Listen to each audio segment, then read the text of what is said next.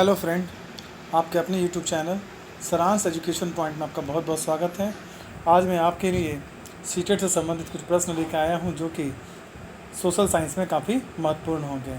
तो आज का सबसे पहला प्रश्न है कि दक्कन से प्राप्त राख के टीले प्रदर्शित करते हैं। तो इस प्रश्न का सही उत्तर होगा उत्तर नंबर 4, नौपाषाण युग के मवेशी रखने वालों की बस्ती के अवशेष। बढ़ते हैं अगले प्रश्न की ओर। तो अगला प्रश्न है कि बौद्ध धर्म की निम्नलिखित विशेषताओं में से कौन सी इसे जैन धर्म से भिन्न करती हैं। तो इस प्रश्न का सही उत्तर होगा उत्तर नंबर 3, अत्यधिक सुख और आत्मनिग्रह दोनों का तिरस्कार। बढ़ते अगले प्रश्न की ओर। तो अगला प्रश्न है कि अशोक के शिलालेखों अभिलेखों से निम्न में से किस तथ्य की जानकारी प्राप्त नहीं होती है। तो इस प्रश्न का सही उत्तर होगा उत्तर नंबर 2, अशोक के अंतमरण की जानकारी। अब बढ़ते अगले प्रश्न की ओर। तो अगला प्रश्न है कि गुप्त काल को प्राचीन काल का स्वर्ण युग क्यों कहा जाता है। तो इस प्रश्न का सही उत्तर होगा उत्तर नंबर 2, कला एवं साहित्य के क्षेत्र में प्रगति के कारण।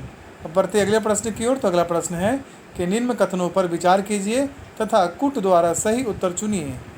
तो सबसे पहला कूट है कि अजंता कलाकृति गुप्त काल से संबंधित है। दूसरा है अजंता चित्रकारी की विषय वस्तु मुख्यतः बौद्ध धर्म से संबंधित है। और तीसरा है कि अजंता की गुफा संख्या 16, 17 एवं 19 का निर्माण गुप्त काल में हुआ था। तो इस प्रश्न का सही उत्तर होगा उत्तर नंबर 4।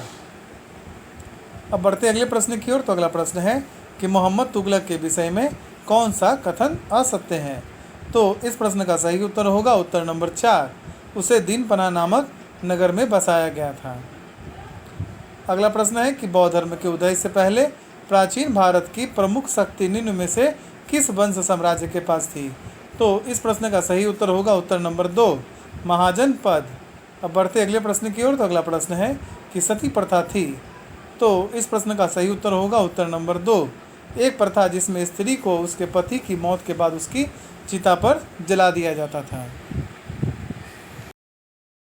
बढ़ते की ओर। तो अगला प्रश्न है कि किसी देश की सरकार या किसी राज्य पर किसी राजा या रानी का आमतौर पर जीवन भर के लिए राज चलता है, उसे निम्न में से क्या कहा जाता है। तो इस प्रश्न का सही उत्तर होगा उत्तर नंबर 3, राजशाही। अब बढ़ते अगले प्रश्न की ओर। तो अगला प्रश्न है कि निम्नलिखित सूचियों को सुमेलित कीजिए। तो इस प्रश्न का सही उत्तर होगा उत्तर नंबर 1, ए का 4 यानी कि दीवान का वित्त विभाग, बी का 3 यानी कि मीर बख्शी का सैन्य विभाग, और सी का 1 यानी सदर का धार्मिक विभाग, और डी का 2 यानी कि मीर समा का कारखाना। अब बढ़ते अगले प्रश्न की ओर। तो अगला प्रश्न है कि निम्नलिखित यूरोपीय व्यापार कंपनियों में से किस एक ने भारत में वाटर ब्लू पॉलिसी यानी कि नीले जल की नीति को अपनाया था। तो इस प्रश्न का सही उत्तर होगा उत्तर नंबर 3, पुर्तगाली कंपनी द्वारा। वारेन हेस्टिंग्स के समय निम्न में से कौन सी घटना नहीं घटी। तो इस प्रश्न का सही उत्तर होगा उत्तर नंबर 4, पंजाब युद्ध। अब बढ़ते अगले प्रश्न की ओर। तो अगला प्रश्न है कि ब्रिटिश शासन का भारतीय अर्थव्यवस्था पर क्या प्रभाव नहीं पड़ा। तो इस प्रश्न का सही उत्तर होगा उत्तर नंबर 3, भारतीय हस्तशिल्प का उत्थान। अब बढ़ते अगले प्रश्न की ओर। तो अगला प्रश्न है कि बंगाल के वित्तीय संसाधनों की वृद्धि के लिए मुर्शिद कुली खान के निम्न में से कौन सा कदम नहीं उठाया था। तो इस प्रश्न का सही उत्तर होगा उत्तर नंबर 4, उसने रैयतबाड़ी व्यवस्था के उत्थान पर महालबाड़ी व्यवस्था का प्रारंभ किया। अब बढ़ते अगले प्रश्न की ओर। तो अगला प्रश्न है कि बंगाल की क्रांतिकारी घटना में से निम्न में से किसका संबंध था।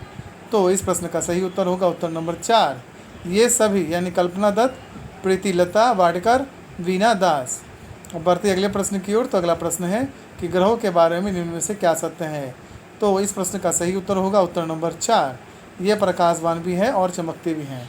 अगर ये वीडियो आपको पसंद आए तो please like, share, comment, subscribe करना ना भूलें। धन्यवाद।